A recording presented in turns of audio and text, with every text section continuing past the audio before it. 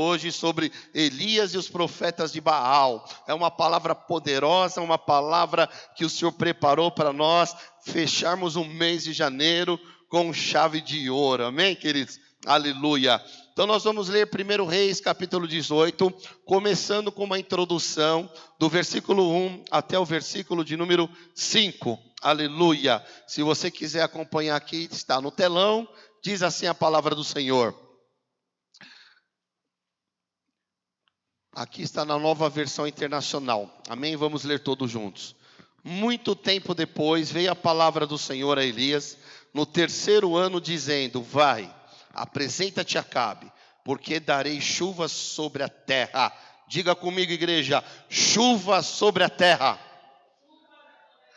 Partiu, pois, Elias a apresentar-se a Acabe, e a fome era extrema em Samaria. Acabe chamou a Obadias, o mordomo.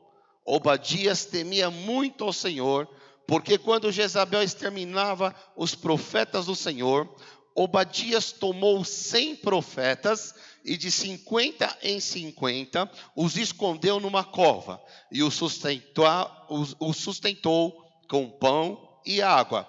Versículo 5 para terminar a introdução.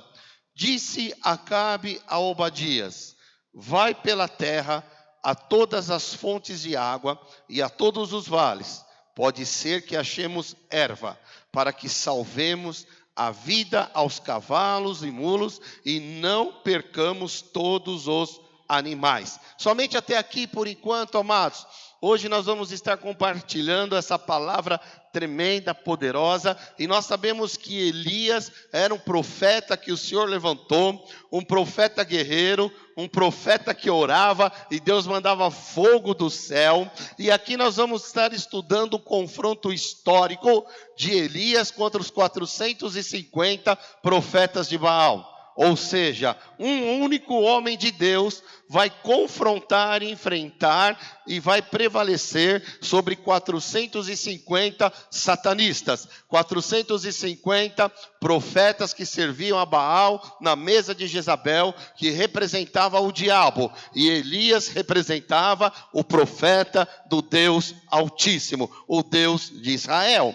E nós sabemos, querido, que nessa época Elias liberou uma palavra que não choveria sobre a terra, e não chovia anos sobre a terra. E aí de repente, então, que nós lemos aqui em 1 Reis, capítulo 18, agora Deus manda Elias fazer uma promessa, e a promessa de Deus é: vai chover sobre a terra. Amém? Quem precisa de chuva de Deus sobre a tua vida? Aleluia. Oh, meu irmão, esse ano, meu irmão, assim como era um ano de escassez, um ano de fome, um ano que não tinha água em Israel, estamos vivendo dias de escassez, dias de fome, dias de pandemia, dias de morte, dias de crise, mas o Senhor avisa a sua igreja: esse ano vai chover sobre a tua vida, vai chover sobre a tua casa, vai chover, meu irmão, sobre todas as áreas da tua vida, ainda que esteja seco, ainda que o solo esteja rachando, o Senhor está dizendo: eu darei chuva sobre ti, igreja minha na terra. Amém? Glória a Deus. E queridos, qual era a maior necessidade do povo naquela época? Água. Porque não tinha chuva, não tinha água. As pessoas estavam morrendo, os animais estavam morrendo por falta de água. Elias então representa o que, irmãos? Elias representa a igreja daquela época. Só que uma igreja forte. Uma igreja que Elias aqui representa é uma igreja que vive no poder do Espírito Santo. Louvamos vários louvores sobre o Espírito Santo. Louvamos vários louvores para o Espírito Santo nos incendiar, trazer fogo, trazer avivamento. E é esta igreja que Deus usa para transmitir o seu recado para a terra. Amém, gente? Aleluia. Acabe, que era o rei de Israel, representa o mundo, representa o seu governo, representa a sua influência no mundo. E Obadias, que é o mordomo do rei, ele representa a igreja que não vive no poder do Espírito Santo, apesar de temer ao Senhor. Porque nós lemos que Obadias, ele temia Deus, e ele escondeu 100 profetas em 2 grupos de 50 e sustentou com pão e água. Nós lemos aqui no texto, querido. Quando Jezabel manda matar Elias e quando Jezabel está matando todos os profetas, Obadias esconde 100 profetas. Então ele temia Deus, apesar de ser o mordomo do rei Acabe, que desobedeceu a Deus, que casou com Jezabel, que permitiu que Jezabel colocasse a idolatria em Israel. Apesar de Obadias ser o mordomo desse rei, ele temia o Senhor. Porém, diferente de Elias, que representava uma igreja forte, Obadias representa a igreja que não vive no poder do Espírito Santo, apesar de temer ao Senhor. Amém, gente? Obadias, então, quando ele foi buscar uma solução para o problema do povo, qual era o problema do povo? Tinha falta de água. Então o rei, junto com Obadias, eles saem para buscar água, para procurar erva, para procurar algum lugar, algum rio, algum lago, alguma poça de água, algumas rochas, algum lugar que teria água, porque esse era o problema que precisava ser solucionado. Só que Obadias, ele não vai pelos meios espirituais, como Elias ia. Obadias vai pelos meios naturais, segundo o conselho não de Deus, mas segundo o conselho do mundo, que era representado por Acabe. Então, queridos, é uma igreja motivada a trabalhar pelo aspecto materialista.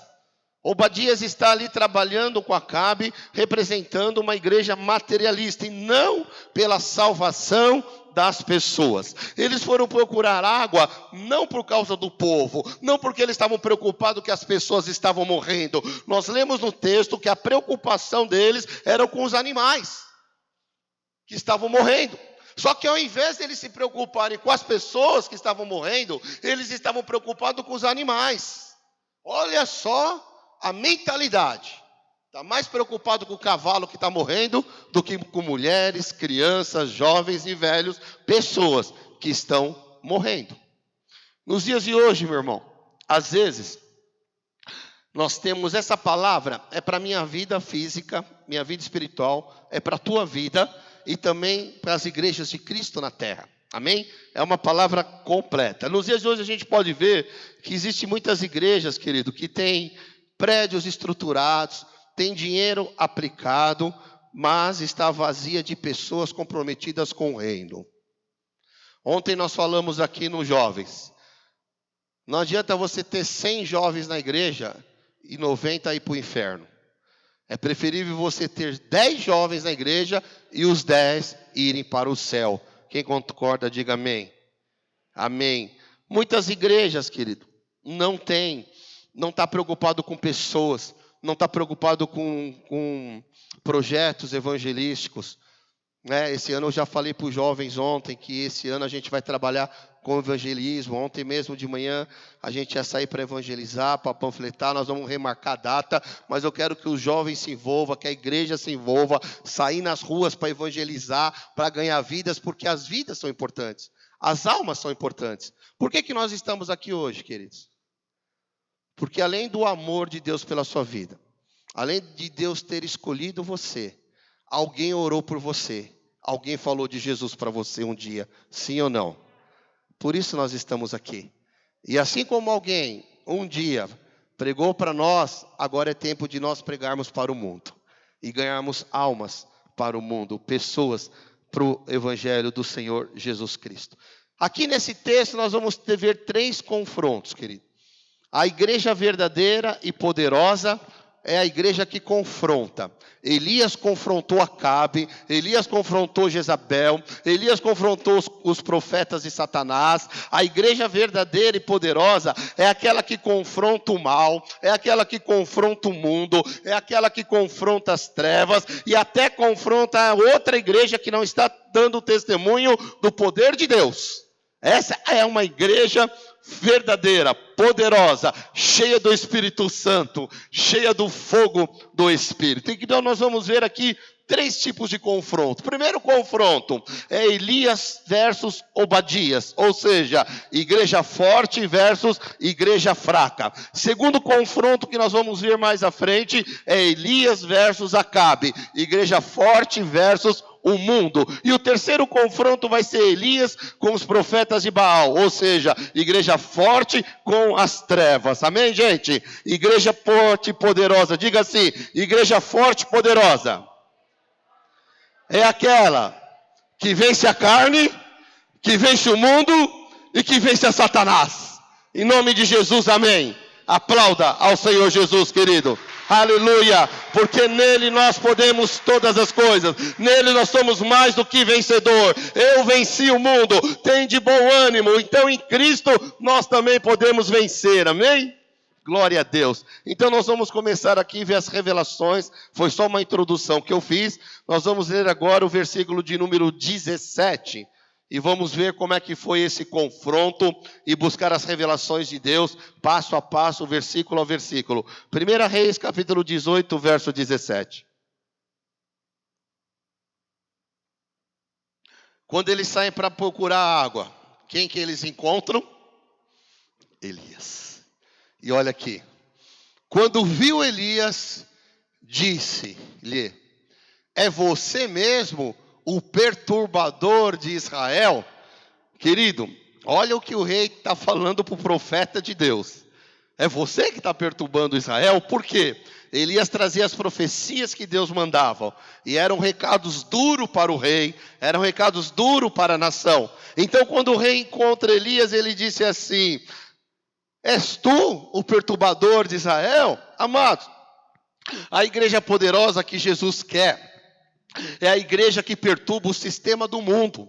Assim como Elias perturbava Acabe, que representava o mundo, a igreja que o Senhor Jesus quer levantar é uma igreja que não aceita concluios, não aceita a contaminação da Babilônia, não se mistura com a Babilônia. É uma igreja que não se vende por preço nenhum, queridos. Onde temos visto igrejas que se vendem por um terreno, igreja que se vende por um perdão de algo que está devendo. Nós temos que ser uma igreja que não se vende por preço nenhum. A igreja poderosa denuncia o pecado, meu irmão. Por quê? Porque nela não existe o evangelho água com açúcar, irmão. É um evangelho poderoso, é um evangelho que transforma o mundo, é um evangelho que nós vamos amar os pecadores, mas nós vamos confrontar o pecado.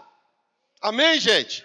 No versículo de número 21, vamos dar continuidade ao texto de Elias e os profetas de Baal. E olha o que Elias então dirigiu-se ao povo e disse: até quando vocês vão oscilar entre duas opiniões? Se o Senhor é Deus, sigam. E se Baal é Deus, sigam-o. O povo, porém, nada respondeu. Irmão, o que está acontecendo aqui, queridos?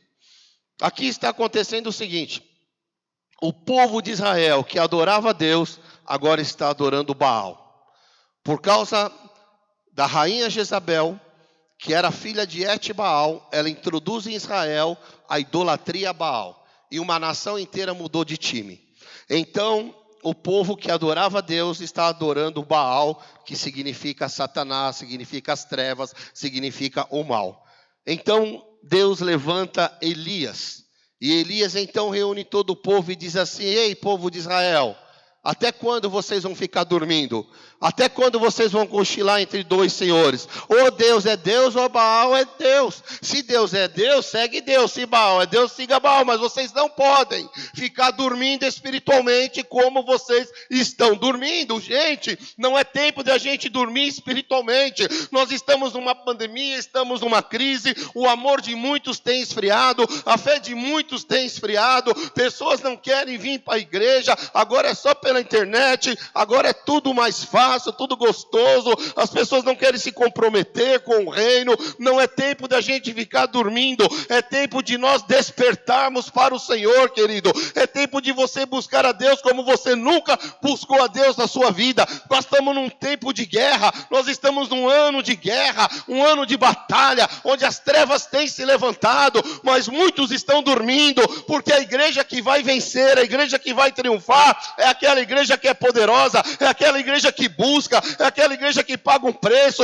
de não se contaminar, de não pecar, de buscar a santidade, de não jogar a toalha, não se render. É uma igreja que vai estar sempre recomeçando, uma igreja, meu irmão, que apesar das dificuldades, das lutas, ela vai continuar se esforçando e buscar ao Senhor. Aleluia! A Bíblia diz no livro de Mateus, você não pode ter o coração dividido. Você não pode ter dois senhores no teu coração.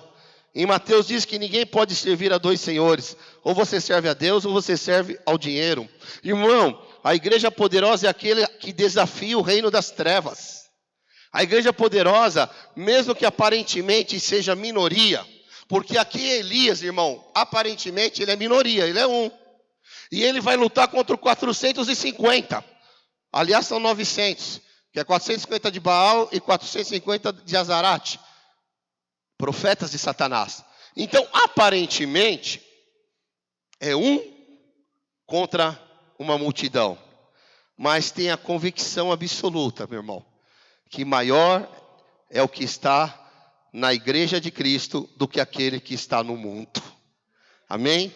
Maior é o que está em você do que o que está no mundo. Às vezes as pessoas, pastor, mas eu estou sozinho nessa luta, eu estou sozinho nessa multidão de problemas. Pastor, todos se viraram contra mim, todos se levantaram contra mim, mas o Senhor manda te dizer nesta manhã, não importa se você está só com Deus, se você está só com Deus, você já é maioria absoluta, porque maior é o que está em você do que os teus adversários, do que os teus inimigos, do que Satanás, do que o inferno. Maior é o que está em você, querido. Aleluia! Então não temas, não tenha medo. O Senhor é contigo. Aleluia! Ainda que você passe pelo fogo, você não vai se queimar. Ainda que você passe pelos mares, pelos rios, eles não vão te submergir, porque Deus está contigo. Aleluia! Louvado seja o nome do Senhor. No versículo de número 26, vamos ver se os profetas de Baal aceitam o desafio de Elias. Porque Elias fez um desafio. Qual era o desafio de Elias? Rei Acabe, ajunta todos os profetas de Jezabel, leva no Monte Carmelo, porque eu vou fazer um desafio. Eu vou confrontar e eu vou provar qual é o Deus de Israel. Será que eles aceitaram o desafio? Versículo de número 26. Então, pegaram o novilho que lhes foi dado e o prepararam. E clamaram pelo nome de Baal desde a manhã até o meio-dia. Ó Baal, responde-nos. Gritavam, dançavam em volta do altar que haviam feito, mas não houve nenhuma resposta. Ninguém respondeu. Amados, o que está acontecendo aqui? Por que os profetas de Baal aceitaram o desafio? Qual era o desafio? O desafio era que o Deus que respondesse com fogo do céu e mandasse fogo no holocausto, no novilho, esse seria Deus de Israel. E por que os profetas de Baal aceitaram esse desafio? Eu vou falar por quê. Porque eles tinham certeza que quando eles orassem a Satanás, o diabo ia responder. Eles tinham certeza que quando eles clamassem a Baal, Baal ia responder. 450 adoradores de Baal. Eles aceitam o desafio de Elias e falam, isso é fichinha. Nós vamos dar de goleada, de lavada. Nós vamos aqui clamar, dançar, gritar, e Baal vai responder na hora. Por isso que eles aceitaram o desafio. Eles tinham certeza que Baal ia responder. Então eles aceitaram o desafio. Vamos ver no versículo 27 o continuar da história. Ao meio-dia, Elias começou a zombar deles. Então, irmão, entra na cena comigo agora. Amém? Acho que teve até uma série aí na Record de Elias, os profetas de Baal. Teve? Se alguém assistiu? Entra na cena. 450 profetas clamando para Baal responder a oração deles. E Elias sozinho do outro lado. Irmãos, a Bíblia diz que os profetas de Baal começaram cedinho. 6 horas da manhã até meio-dia, 6 horas clamando e Baal não respondia. E eles começaram a entrar em desespero, que eles começaram a se cortar, porque era da cultura deles se cortar e oferecer sangue para Satanás. Então eles começam a se cortar em cima do altar para clamar por Baal. E até o meio-dia, 6 horas, se cortando, derramando sangue, gritando, se esgoelando, fazendo tudo o que ele sabia, não teve uma resposta das trevas. E Elias, que representa a igreja forte, a igreja verdadeira, o profeta de Deus, olha o que Elias começa a falar com eles. Ei, gritem mais alto. Elias falando para os 450, os caras já estavam roucos de tanto gritar. E Elias dizia assim, grite mais alto, já que ele é um Deus. Quem sabe ele está meditando, ou ele está ocupado, ou ele foi viajar, ou ele está dormindo, ele precisa ser despertado, irmão. Elias está tirando um sarro, está zombando dos 450 satanistas aos olhos de todo o povo de Israel.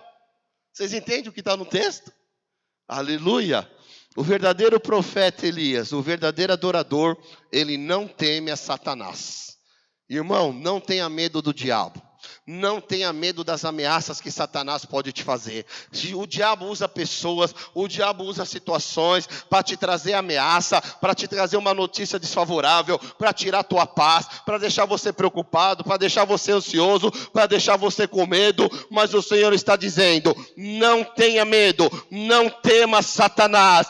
Meu irmão, creia no Deus que você segue, creia no Deus que você tem fé, creia nesse Deus, irmão, que quando você clama, Ele responde. Creia num Deus de promessa, creia no Deus da Bíblia, creia no Deus de Elias, creia no Deus de Eliseu, creia no teu Deus. Qual é o teu Deus? Jesus Cristo de Nazaré. Creia, Ele não mente, Ele não pode mentir, é impossível Deus mentir. Aquilo que Ele te prometeu, Ele vai fazer, Ele vai cumprir, vai acontecer. Creia, não temas, crê somente.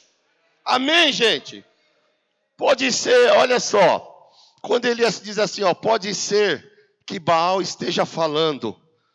Irmão, Baal não estava ouvindo a oração dos 450 satanistas. Mas a Bíblia diz que o nosso Deus sempre nos ouve. Quando Elias diz assim, pode ser que Baal esteja fazendo alguma coisa. A nossa Bíblia diz que o nosso Deus sempre para tudo, para ouvir o nosso clamor e a nossa adoração. Quando o profeta Elias diz assim, pode ser que ele esteja viajando, aleluia, meu irmão, Deus, nosso Deus, Ele não precisa viajar, porque Ele é onisciente, Ele é onipotente, Ele é onipresente, Ele não precisa viajar, porque Ele está presente em todos os lugares ao mesmo tempo, Ele sabe de todas as coisas, Ele sabe o que você precisa, mesmo antes de você pedir, e Ele pode todas as coisas. Quando Elias diz assim, olha, pode ser que Baal esteja dormindo. A Bíblia diz que o nosso Deus nunca dorme e ainda dá aos seus enquanto dorme. E Ele nunca chega atrasado, Ele chega na hora certa. Aleluia! Amém, gente? Aplauda o Senhor! Oh, glória! Versículo de número 29. A Bíblia diz assim, querido, no próximo verso.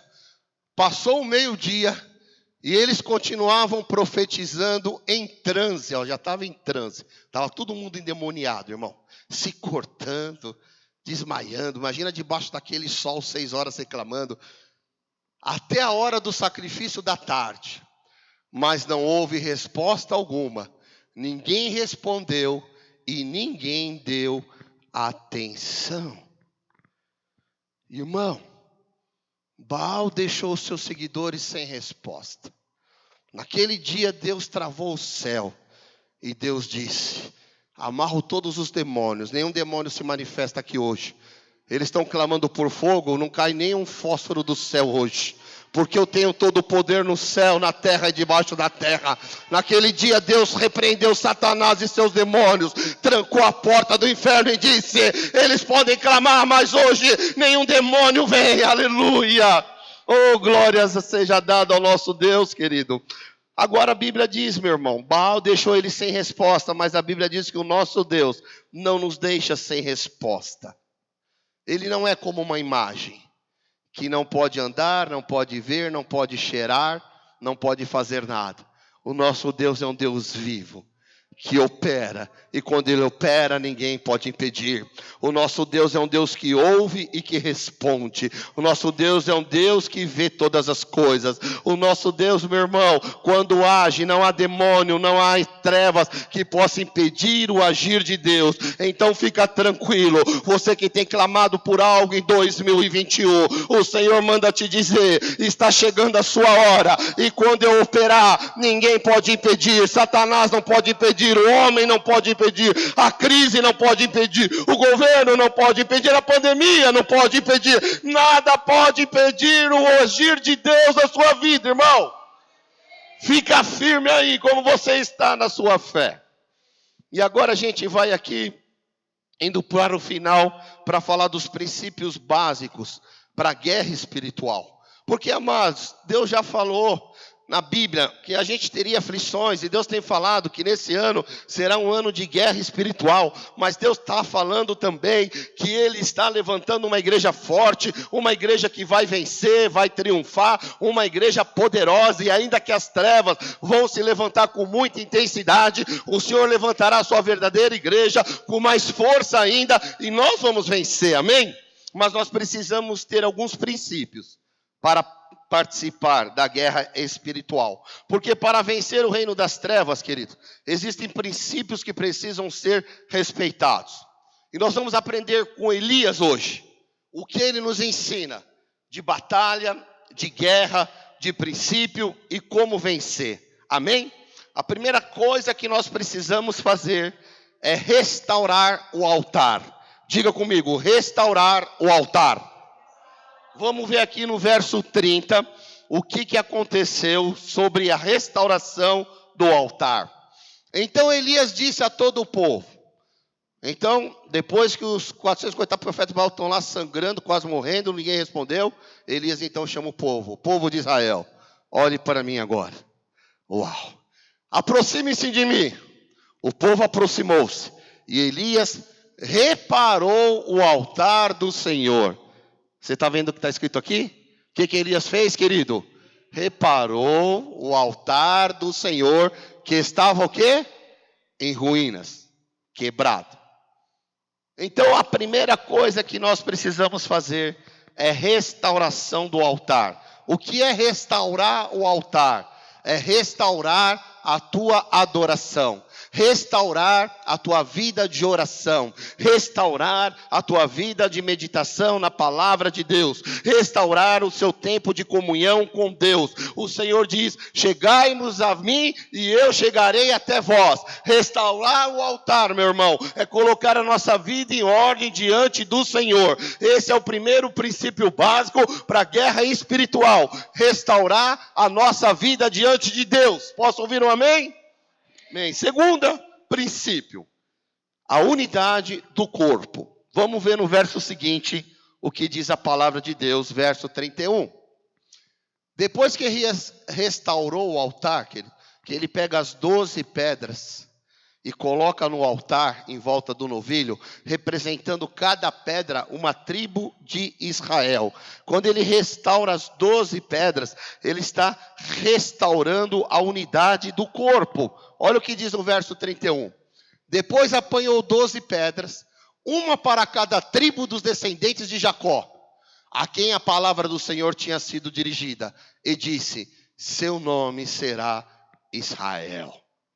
Queridos, sem unidade não haverá vitória contra principados regionais, da cidade, do bairro, da nação. As 12 tribos simboliza o quê? Simboliza a unidade de Israel. Nós somos o Israel de Deus. Nós somos, querido, o povo escolhido de Deus na terra. Nós somos a nação santa. Nós somos a geração eleita. Nós somos o sacerdócio real. Nós somos o povo adquirido por Deus, amado. Você representa o povo de Deus, nação santa, sacerdote, profeta, príncipe e princesas do Senhor nessa terra. Aleluia! E no versículo 32... vamos ver que ele fala. Com as pedras construiu um altar em honra do nome do Senhor e cavou ao redor do altar uma valeta com capacidade de 2 medidas de semente. Quando Elias pega 12 pedras, ele faz um altar representando o quê? Restauração do altar e a unidade do corpo da igreja, a unidade do corpo. E depois dessas pedras, ele cava um buraco, uma valeta, um rego em todo o redor daquelas pedras. É isso que a Bíblia está narrando. É isso que a gente precisa enxergar. Quando Elias está pegando as pedras, meu irmão, quem é na Bíblia que é chamado de pedra angular? Quem é na Bíblia que é chamado a rocha? Jesus Cristo. Para edificar o nosso altar, você precisa entregar a tua vida a Jesus Cristo de Nazaré. Ele é a rocha, Ele é a pedra de esquina, Ele é a pedra que sustenta todas as coisas. Jesus, Jesus e Jesus. Louvado seja o nome do Senhor. Aleluia. Depois que nós restaurarmos o altar e ter a unidade do corpo, a gente precisa queimar a lenha. Vamos aqui no versículo 33, e eu já vou explicar o que é queimar a lenha. Depois ele arrumou a lenha, cortou o novilho em pedaços. Irmão, imagina a cena. Elias lá está cortando o novilho, preparou o altar, fez o rego, agora está pondo a lenha. E pôs sobre a lenha o novilho. Então lhes disse: encham-se de água 4 jarras grandes e derramem sobre o holocausto e sobre a lenha. Irmão, o que não tinha naquela época era a água. Sim ou não? As pessoas estavam morrendo de quê? De sede, sim ou não? E o que Elias está falando? Encha 4 cântaros de água e derrame água sobre o novilho, derrama sobre a pedra, derrama sobre tudo. Irmão, se acender um graveto seco já é difícil sem fogo, imagina molhado, sim ou não? Alguém já foi tentar acender lenha, fogo com lenha molhada? Eu já fui. Você joga fogo, joga álcool e não pega fogo, porque ela está molhada. Elias está mandando jogar água. Agora, o que é queimando a lenha, irmão? É o terceiro princípio que eu quero passar para você nessa manhã. Lenha significa tudo aquilo que é feito em nome de Deus, que Deus não mandou você fazer. Queimar a lenha, querido, é você às vezes estar num ativismo, fazer coisas que Deus não mandou você fazer, e você está fazendo em nome de Deus. Nós precisamos queimar a lenha. Nós precisamos, meu irmão, entender. O bezerro em pedaços, que a Bíblia fala aqui, que Elias cortou os bezerros em pedaços, é a oferta da adoração. O bezerro em pedaços é a tua oferta de adoração. Por quê? Porque não existe adoração sem sacrifício. Posso ouvir um amém? Vou repetir. Não existe adoração sem sacrifício. Por isso que a Bíblia diz: se apresente ao Senhor como sacrifício vivo de louvor e adoração. Quarto princípio que eu quero deixar para você nessa manhã é quando fala derramando muito a água. O que significa esse derramando muito a água? Está lá no versículo 34, vamos ver o que diz a palavra do Senhor. Façam novamente. Irmão, mandou fazer de novo, mandou jogar mais água. E disse... E eles o fizeram de novo. E aí, como se já não bastasse, Elias falou: faz pela terceira vez, joga água de novo. Jogaram água de novo e ordenou, e eles fizeram pela terceira vez. Então, irmão, aquilo já estava um poço, aquilo já estava um rio de água. E aquilo tudo vai ter que acender. Porque lembra do desafio? O Deus que responder com fogo do céu, esse será Deus. Lembra ou não, irmão? Derramando muita água. O que é isso, querido? É você se encher da palavra de Deus até você transbordar. Porque a palavra de Deus é que limpa, a palavra de Deus é que cura, a palavra de Deus é que liberta, a palavra de Deus é que salva, a palavra de Deus é que restaura, a palavra de Deus é que transforma. O problema é que a gente está na igreja, meu irmão, e nós somos vaso, cântaros na mão do Senhor, e às vezes a nossa água está assim, só um pouquinho. Às vezes a gente está naquela medida que a gente está numa boa medida de água. Está raso. Tem água, mas está raso. E alguns estão naquela medida que a Bíblia chama de recalcada. que é mais um pouco de água. E alguns estão até na medida sacudida, que é aquela que vem até a tampa, até a borda, está cheio da palavra de Deus. Mas essa ainda não é a medida que Deus tem para mim e para você, porque a medida que Deus tem para mim e para você é a medida transbordante, é aquela que transborda, é aquela que você se enche da palavra, e depois Deus te usa, irmão, para pregar o evangelho, para falar do amor de Deus, para falar de Jesus Cristo, para falar do Espírito Santo, porque você está transbordando. A Bíblia diz que a tua boca fala o que o teu coração está cheio. Quando você só fala do seu time de futebol, é porque o seu coração está cheio do seu time de futebol. Quando você fala de novela, é porque o seu coração está cheio de novela. Mas quando você fala da igreja, do Espírito, da palavra de Jesus, é porque o teu coração está cheio dessas coisas. Aleluia, irmão. E é essa medida que o Senhor quer nos colocar. No versículo de número 35, a Bíblia diz o seguinte: a água escorria do altar e chegando a encher a valeta. Então, irmão, pensa bem, essa bateria aqui é o novilho. Embaixo da bateria está a lenha. Em volta da bateria está a valeta. A água encheu o novilho, encheu o altar, encheu as pedras, encheu as lenhas, transbordou e agora encheu a valeta. Quem entende?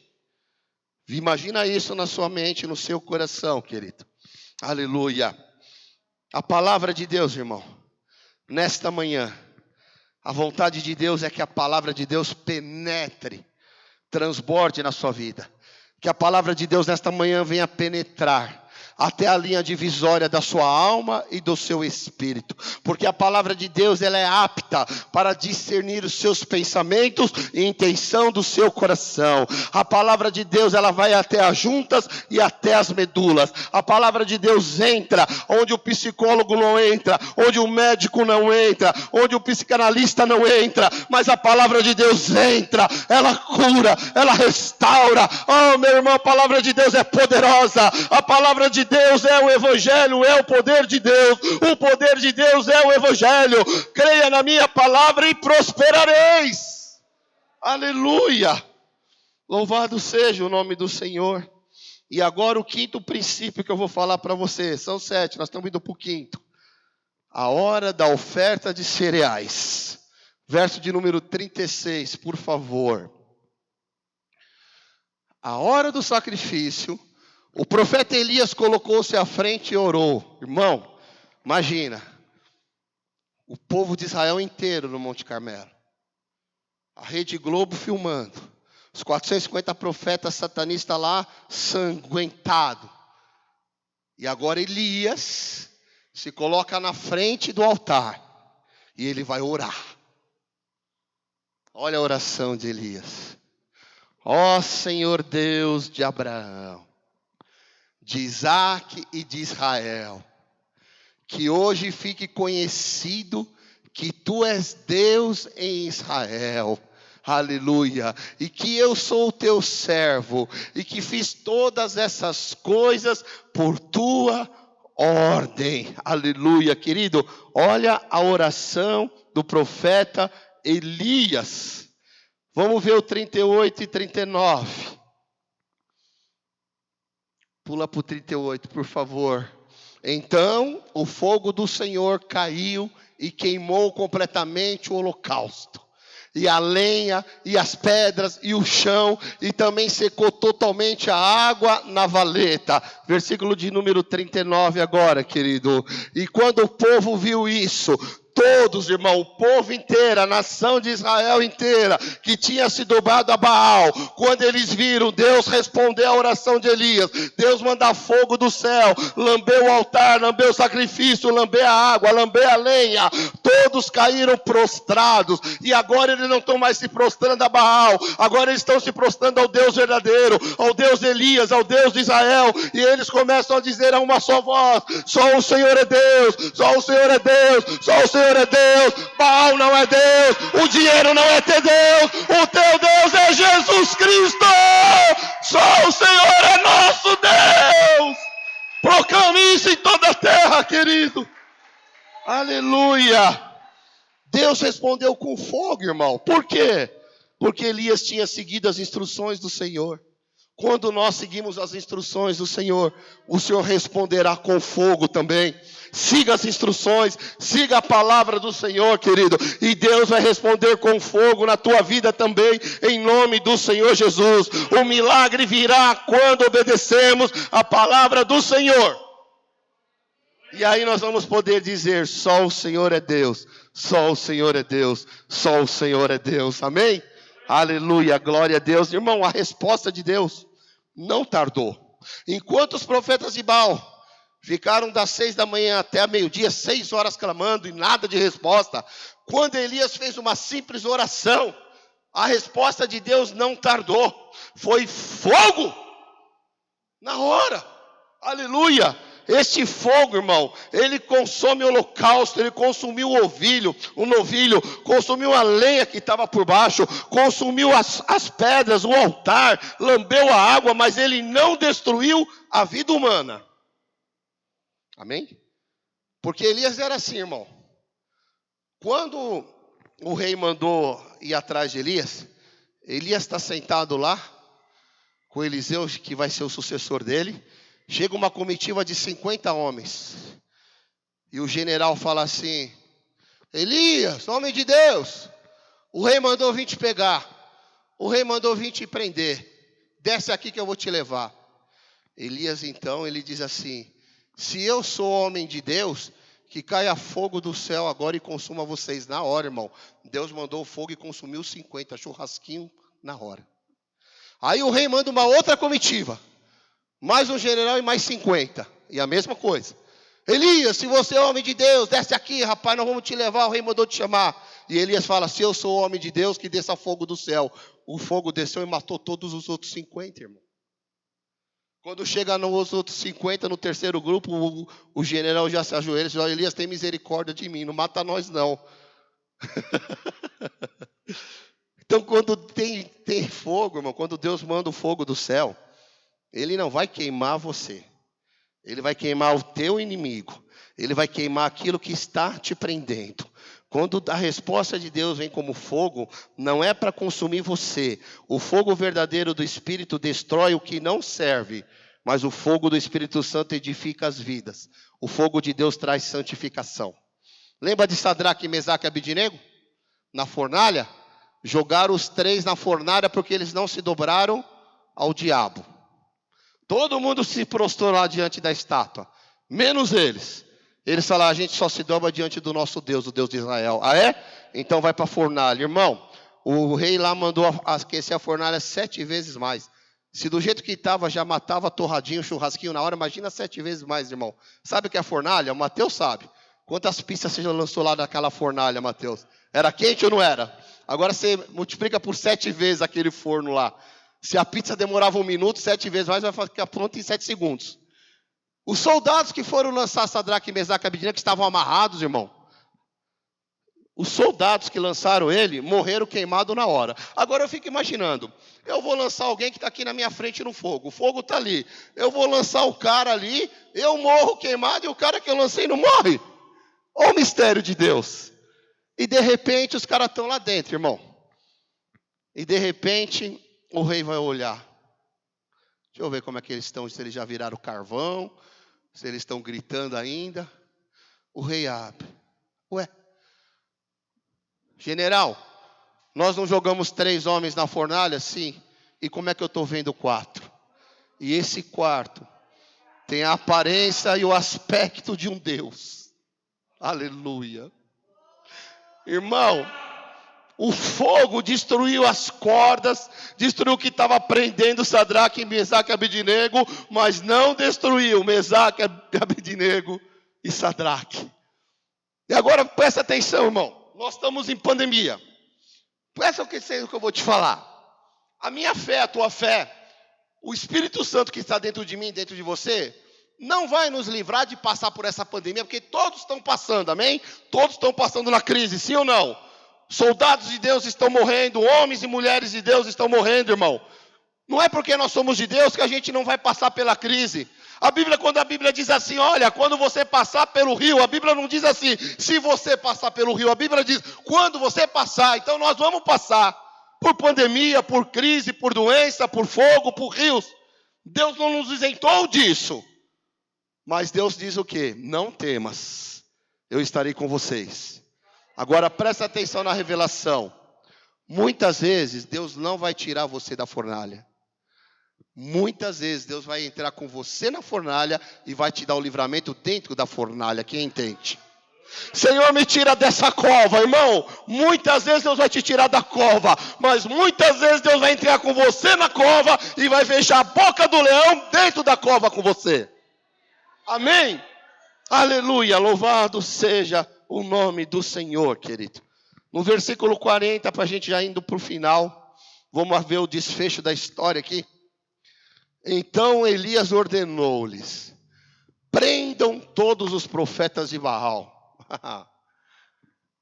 Não deixe nenhum escapar. Os 450, prende todo mundo. E eles os prenderam. E Elias os fez descer ao riacho de Quizon e lá os matou. Quantos? Todos. Nenhum escapou. Irmão, aqui está a vergonha e a derrota de Satanás diante de um profeta do Senhor verdadeiro. Aqui está a derrota das trevas diante da igreja cheia do poder de Deus. A vergonha e a derrota dos adversários. Aquele que te perseguiu, aquele que quis te matar, aquele que quis te prejudicar. O Senhor está falando: quando eu enviar fogo, será vergonha para eles, não para você. Para você eu não tenho vergonha, para você eu tenho dupla honra. A derrota não é para você, será para os teus adversários, porque você eu chamei para ser mais do que vencedor nessa terra. Aleluia. No versículo 41, então a gente vai voltar agora na primeira palavra profética que Elias liberou. Quem lembra? Qual foi a primeira? O que eu pedi para você responder no começo do texto? Porque vai cair chuva. Lembra, não chove durante anos na terra, porque o profeta falou, não vai chover. E Deus cerrou os céus.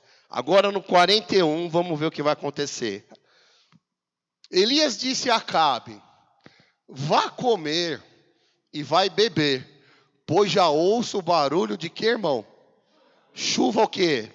Leve ou pesada?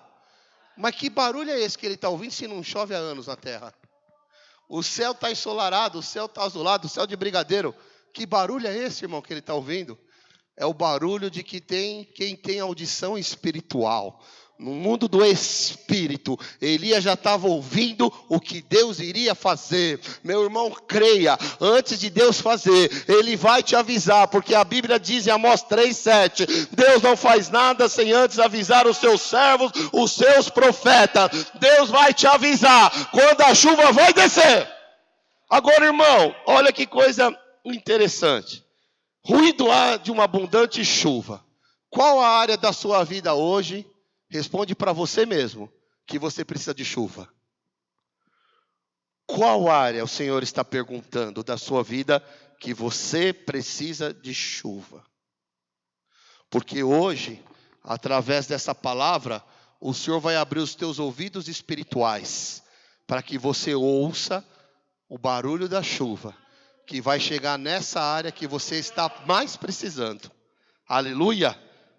O povo então reconheceu que Deus é Deus, irmão, e não Baal. Aí a igreja se tornou forte. E aí a igreja entrou num novo nível de fé. Aí teve um grande avivamento em Israel. Aleluia, louvado seja o nome do Senhor. Irmão, uma nuvem pequena no céu. Quando o assistente de Elias vai ver se tem nuvem, por 7 vezes ele não vê nuvem nenhuma. Elias manda ele ir a 7ª vez e ele vai. Na 7ª vez, ele vê uma nuvem do tamanho da mão de um homem. Irmão, olha para a tua mão. Uma nuvem dessa no meio do universo. O que é uma nuvenzinha dessa? Quando vai chover, a gente vê que fica tudo escuro, tudo nublado, sim ou não? Mas, irmão, uma nuvem do tamanho de uma mão. A minha mão aqui, a tua mão pode ser até grande para nós, mas põe essa mão lá em cima no céu, veja você quase não vê a nuvem. Sim ou não, irmão? E olha que interessante, aleluia. A igreja forte, quando entra nesse novo nível de fé, uma nuvem pequenininha no céu é o suficiente para os profetas de Deus na terra profetizar que vai chover. Amém? Porque profeta de Deus tem visão que os outros não têm. Então você vê coisas que os outros não vê. É quando está todo mundo desesperado, você fala, fica em paz. Vai dar tudo certo, Deus vai fazer. Mas como? Ficar em paz, você não está vendo?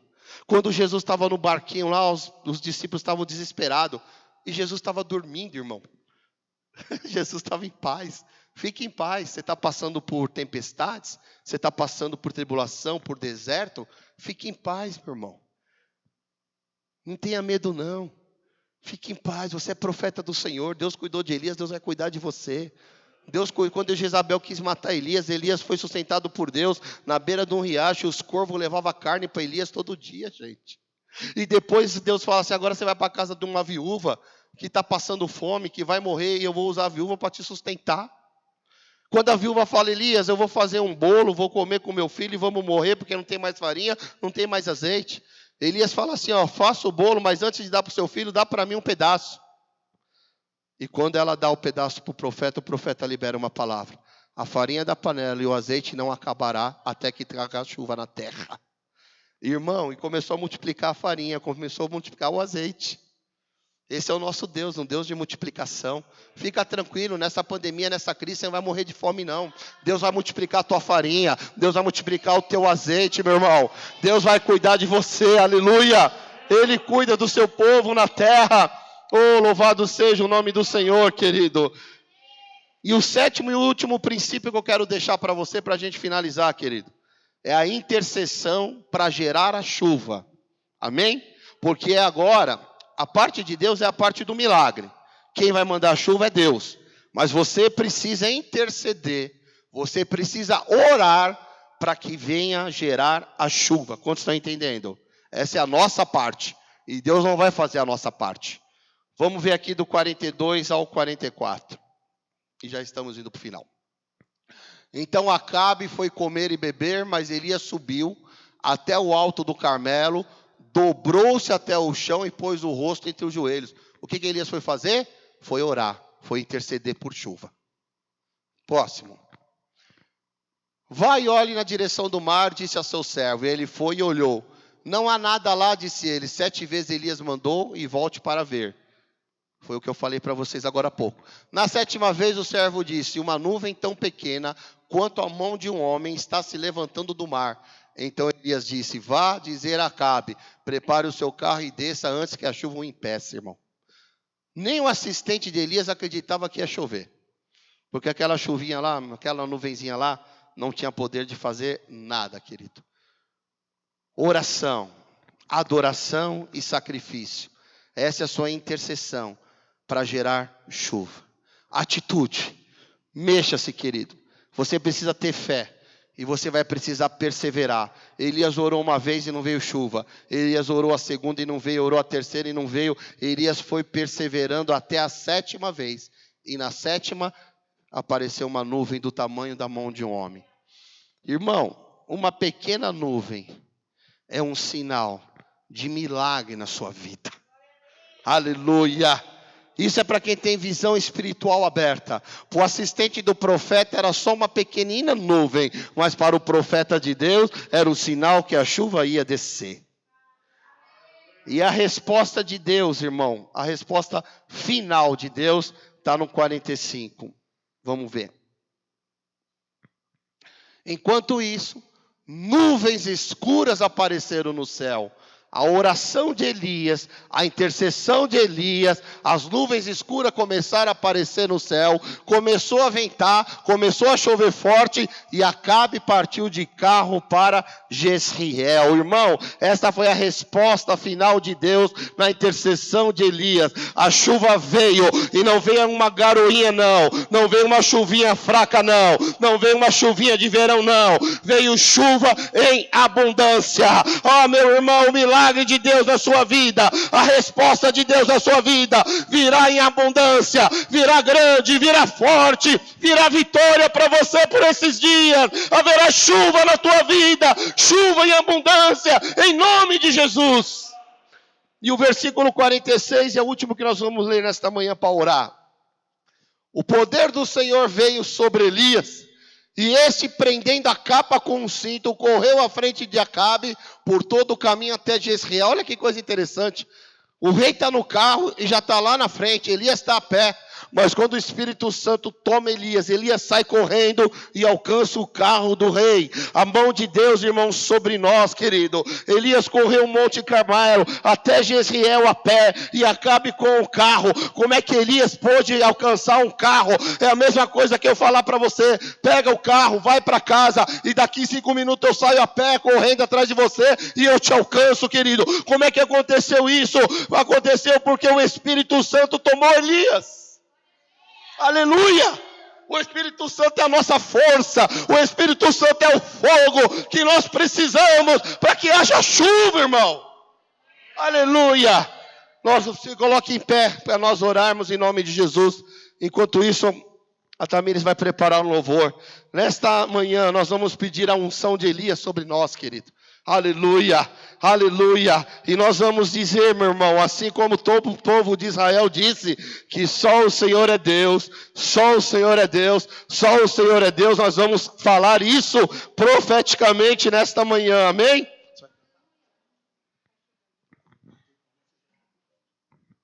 Em nome de Jesus, querido, levante as suas mãos. Pai, que a unção de Elias venha sobre nós. Que o poder do Teu Espírito Santo venha sobre nós. Que o Senhor levante aqui uma igreja forte, uma igreja verdadeira, uma igreja, meu Pai, que não vai se contaminar com a Babilônia, uma igreja que vai transbordar da Tua palavra, uma igreja que vai fazer a oferta de cereais, que vai Te adorar, uma igreja que confronta o mundo, o pecado, as trevas, uma igreja, meu Pai, que não fica na zona de conforto, Senhor, uma igreja que vai restaurar o Seu altar, uma igreja que vai ter unidade, uma igreja que vai queimar toda a lenha, tudo aquilo que o Senhor não mandou fazer e nós estamos fazendo. Que o Senhor venha levantar aqui nesta manhã uma igreja poderosa, uma igreja que vai orar confrontando as trevas, uma igreja que vai interceder para gerar chuva, uma igreja que vai ter resposta de Deus em nome do Senhor Jesus, amém? Então diga assim, querido, só o Senhor é Deus, só o Senhor é Deus, e só o Senhor é Deus. Agora, presta atenção, querido. Nós vamos fazer um ato profético, amém? Você crê em ato profético? Ato profético é algo que a gente faz na terra e se ouve no céu. Ato profético é algo que você faz aqui na terra, mas a resposta vem do céu. E ato profético é para quem crê, para quem acredita e para quem tem fé. Para quem tem ouvido espiritual, visão espiritual, e crê que o Espírito Santo se move, que o Deus do invisível é real, e que Ele está aqui nesta manhã. Aleluia. Amém? Então pega uma palma da sua mão, e na outra mão, você vai ficar com o dedo assim, e vai bater na palma da sua mão. Vai lá, todo mundo. Um dedo só. Vai assim, irmão. Isso aí é o barulho do quê? De chuva? De garoa. Agora pega 2 dedos. Bate 2 dedos. A chuva está aumentando, irmão? Sim ou não? Mas ainda não é a chuva abundante. Pega 3 dedos agora. Bate 3 dedos. Bate 3 dedos na mão. É ato profético. É a chuva que está aumentando. Pega 4 dedos agora, irmão. Começa a bater mais forte, porque a chuva está chegando. Agora 5 dedos.